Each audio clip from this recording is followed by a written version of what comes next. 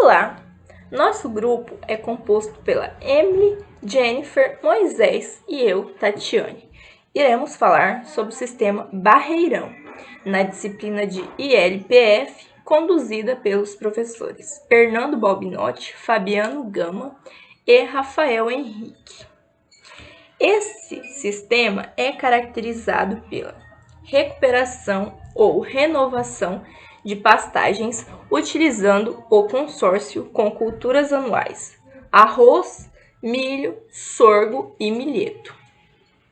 As forrageiras mais utilizadas são as do gênero Braquiária e Andropógon, ou com leguminosas forrageiras, como os estiliosantes, o Calopogonium muconoides, que é o feijão sagu, e Aracis pintoi, que é o amendoim forrageiro.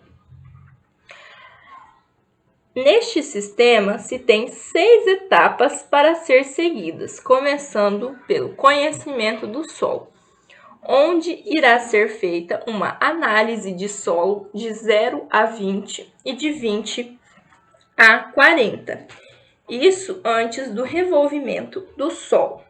Com base nos resultados, deve ser ou não realizado a calagem, conforme a exigência que será da cultura que será implantada.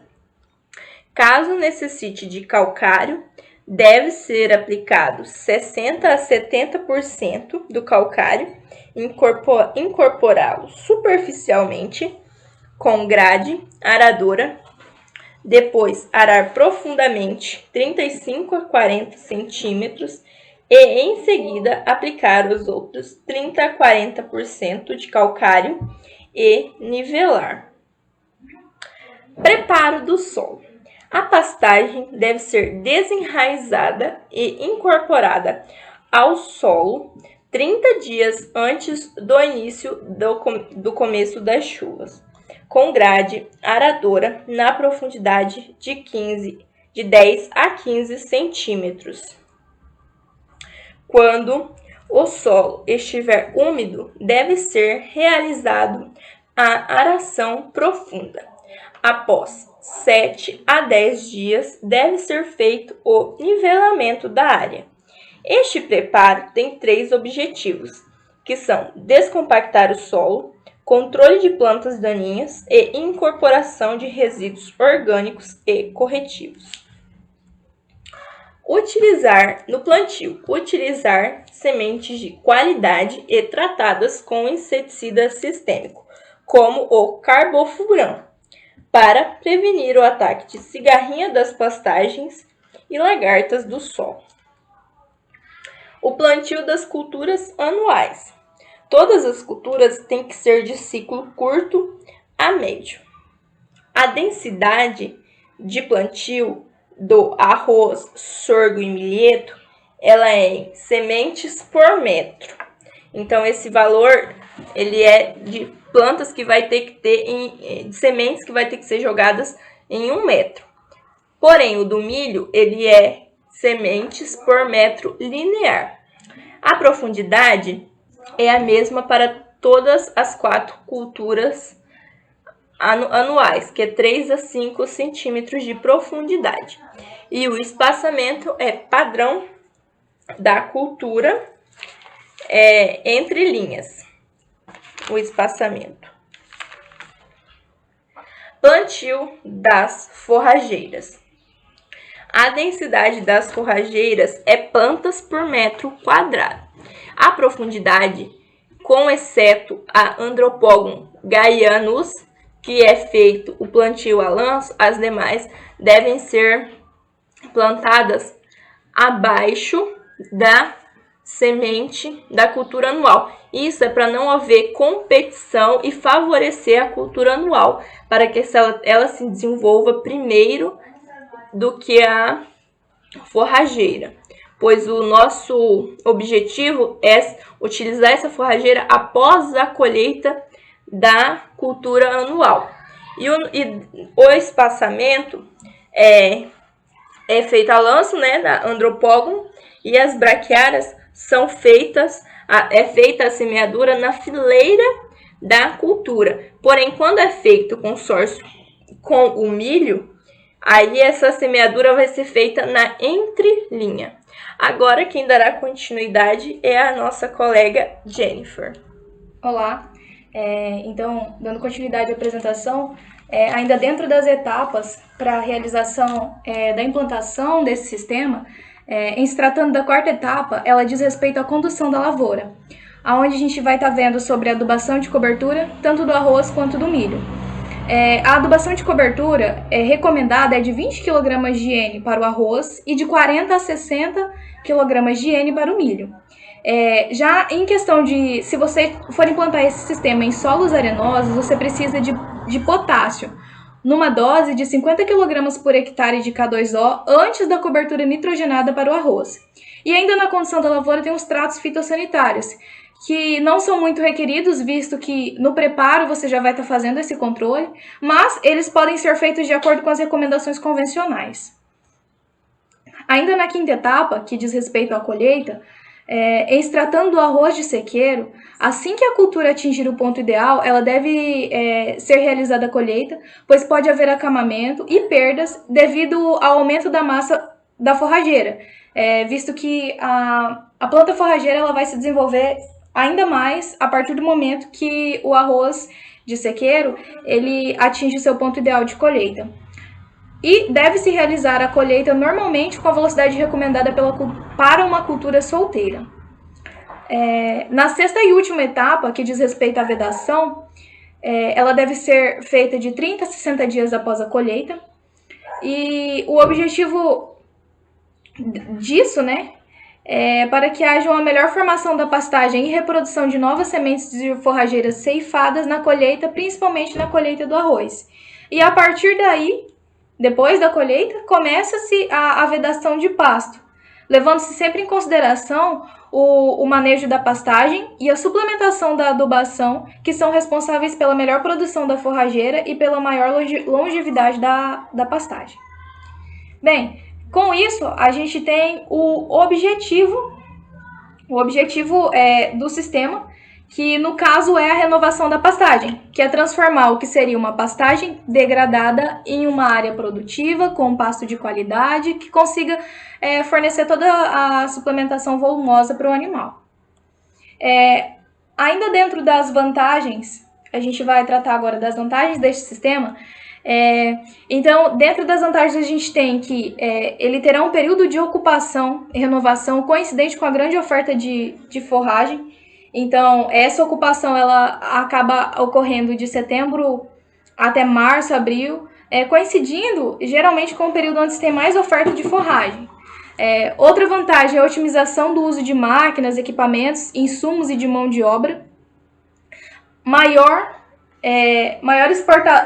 exploração do solo, porque você tem ali várias culturas ali sendo implantadas, você colhe grão, você tem o pasto para suplementar o animal, e com tudo isso você ainda melhora a qualidade do solo.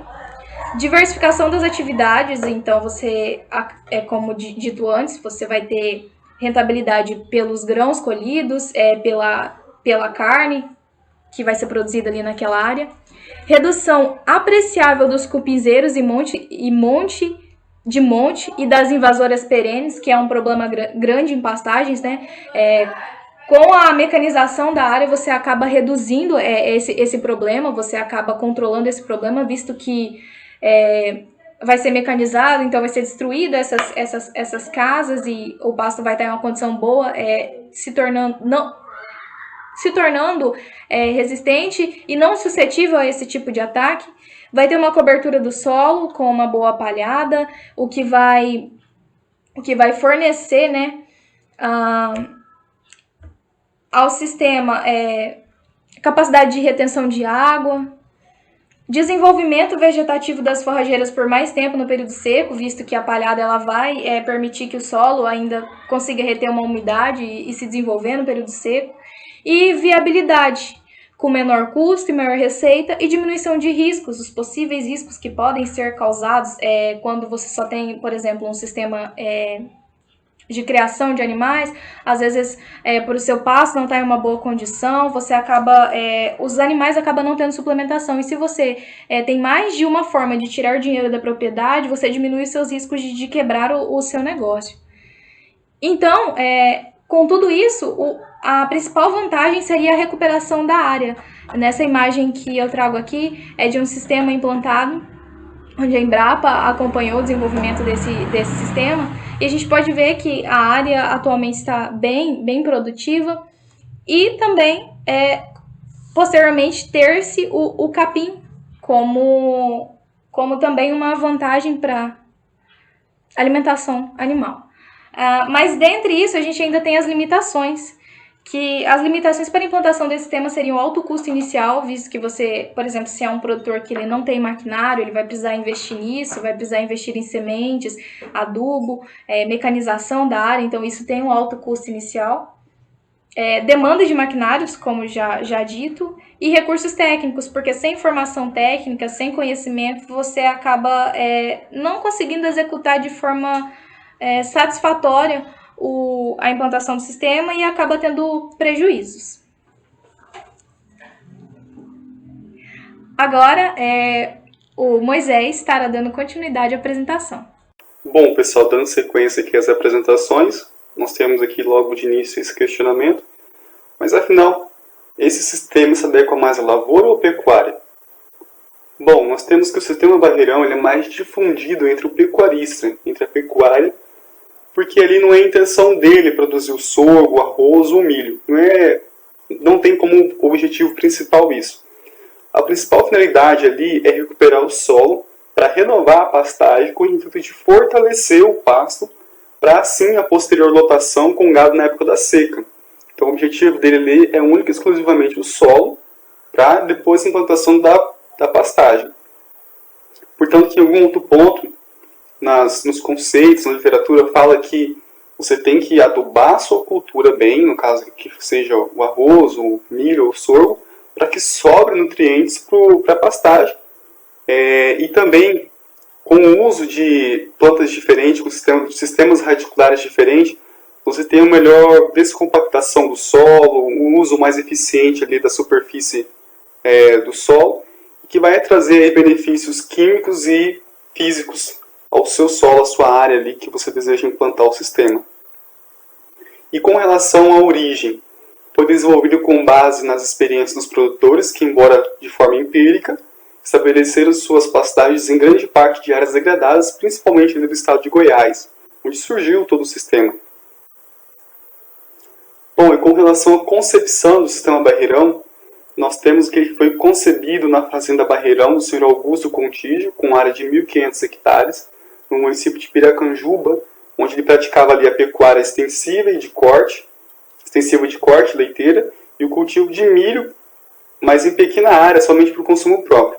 Segundo ele, todo o interesse pela nova adequação do sistema surgiu quando ele assistiu um seminário em que tratava ali sobre as experiências pecuárias no município de Cromínia, Goiás, e ele acabou entrando em contato aí com técnicos da Embrapa e recebeu orientações para adotar um sistema de recuperação da pastagem degradada, associando aí ao cultivo de arroz de sequeiro e com a tecnologia mais apropriada aí que ele tinha na época disponível.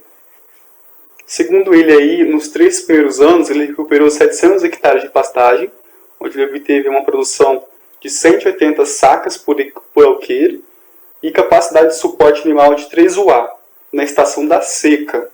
Isso aí foi um grande avanço, segundo ele, melhorando todos os índices zootécnicos, e isso também no ano de 1991, ou seja, era uma baita tecnologia e demonstra a capacidade de mente aberta que ele tinha para a adoção dessas novas tecnologias.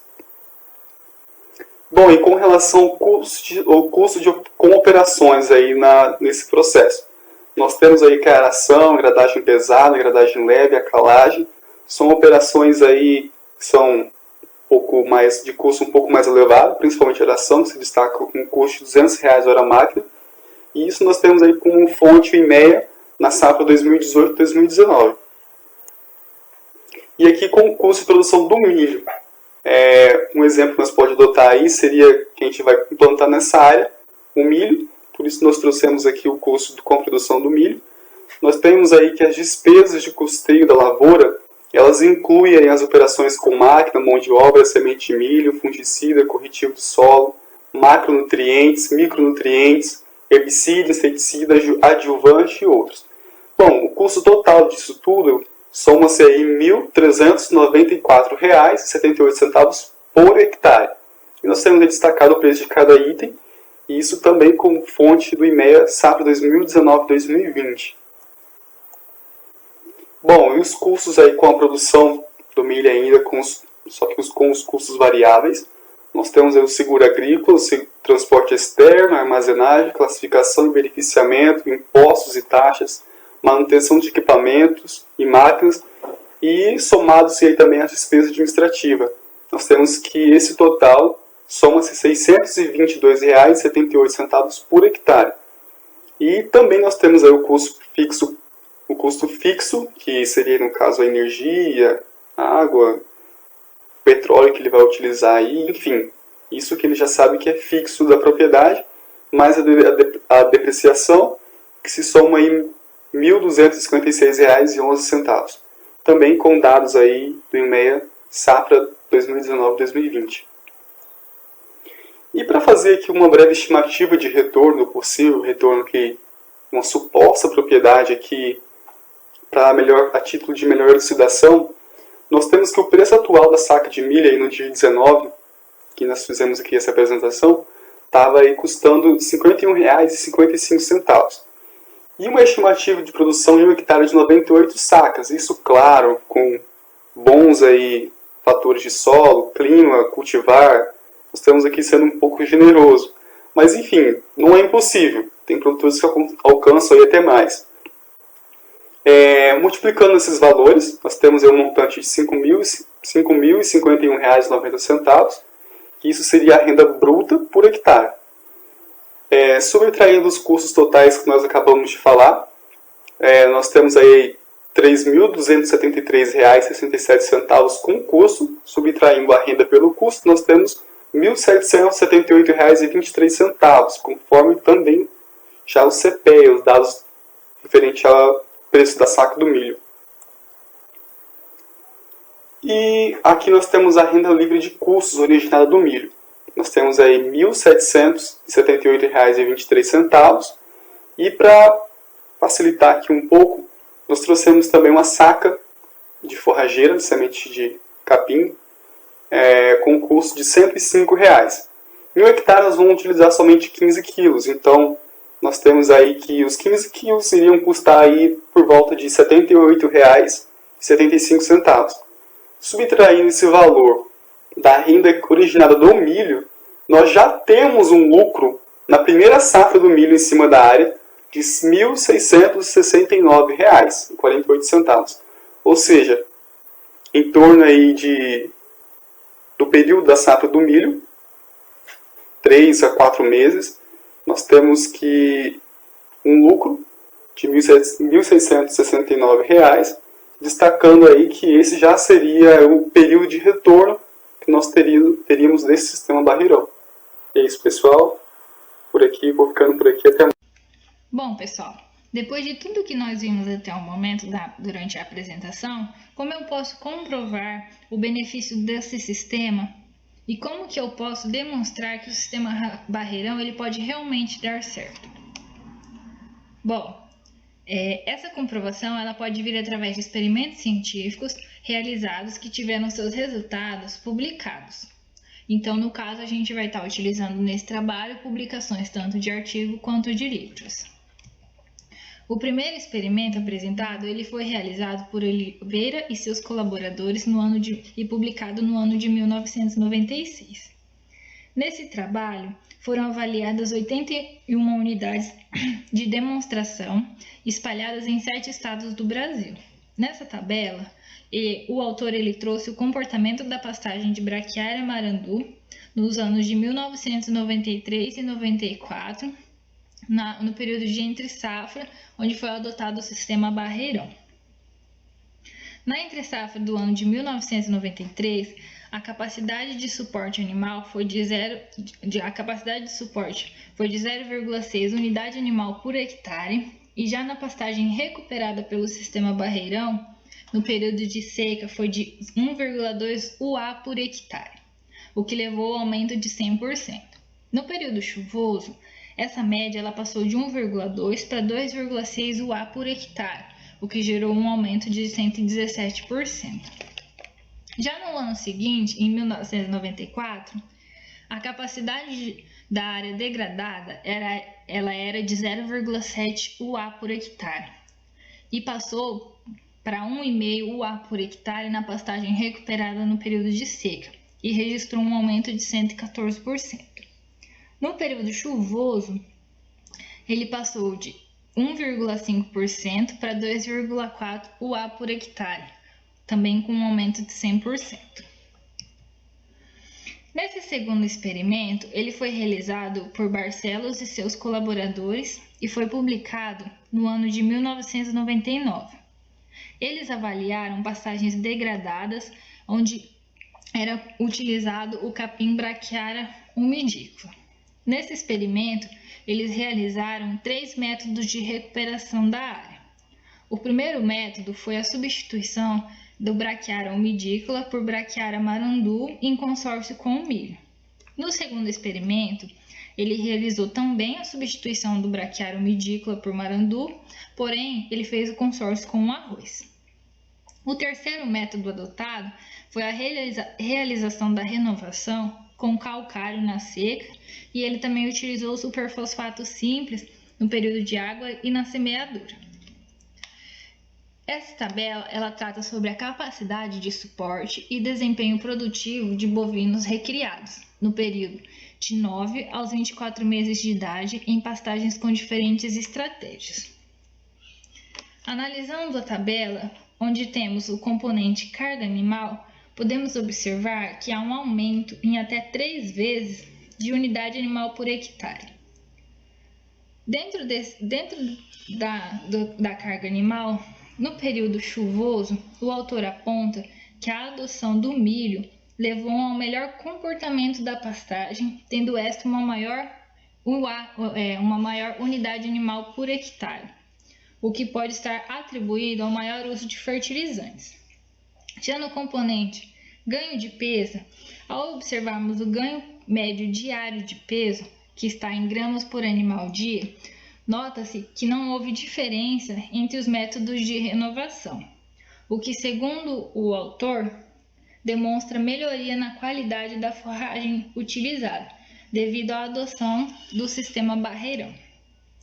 Quando nós analisamos o rendimento do animal ao final dos 15 meses, que foi o período de realização do experimento, podemos observar que no sistema consorciado com o milho houve um maior ganho de peso, o que, segundo o autor, pode ter sido atribuído à utilização de fertilizantes no processo, que, segundo ele, foi utilizada uma maior concentração de nitrogênio e fósforo para a cultura do milho do que para a cultura do arroz, o que pode ter feito com que a pastagem tenha se desenvolvido melhor. O terceiro experimento ele foi realizado por César e Yokoyama e foi publicado no ano de 2003. Eles avaliaram o desempenho produtivo de bezerros de corte por um período de 3 anos. E foi adotado 2 sistemas de consórcio, sendo um consórcio com decumbens e outro com Brachiara brisanta. Podemos observar na tabela que os 2 sistemas eles apresentam capacidade de suporte e ganho de peso semelhante, não diferindo muito estatisticamente entre eles, tanto na seca quanto na chuva. Segundo o autor, esses dados que foram obtidos, eles representam uma produção satisfatória e superior às pastagens degradadas que ele analisou. Porém, no trabalho ele não traz esse comparativo do sistema integrado que ele utilizou com a pastagem degradada. No quarto experimento, ele foi produzido por Klutkowski e seus colaboradores no ano de 2003, e ele traz os índices zootécnicos obtidos nas pastagens da Fazenda Barreirão, antes e depois de terem sido recuperadas ou renovadas pelo sistema Barreirão. Nessa tabela, ele aponta diversos itens que demonstram qual foi a diferença para os animais antes e depois da adoção. A idade da primeira cria, a gente pode observar que depois da adoção do sistema, a gente teve uma menor idade, ou seja, menores meses para a idade para a primeira cria, então teve uma redução. A idade para o entoure, ou seja, a idade para o animal ele estar preparado para o primeiro entoure, também diminuiu, chegando de 20 a 26 meses.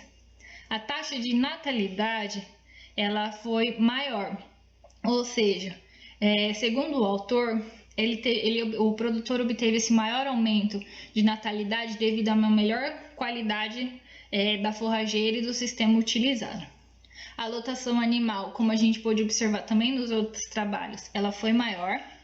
A idade ao abate ela diminuiu, então os animais eles tiveram um maior ganho de peso, e o que fez com que a idade ao abate diminuísse. E os três últimos elementos que a gente pode observar, que são produtividades do arroz, do milho e do sorgo, foram os cultivares que ele utilizou para consórcio dentro da área. Antes, o produtor não tinha a renda dessas culturas, e após a implantação do sistema, foi uma outra forma de renda que o produtor obteve. Bom, pessoal, era isso que a gente tinha para trazer. Obrigada pela atenção.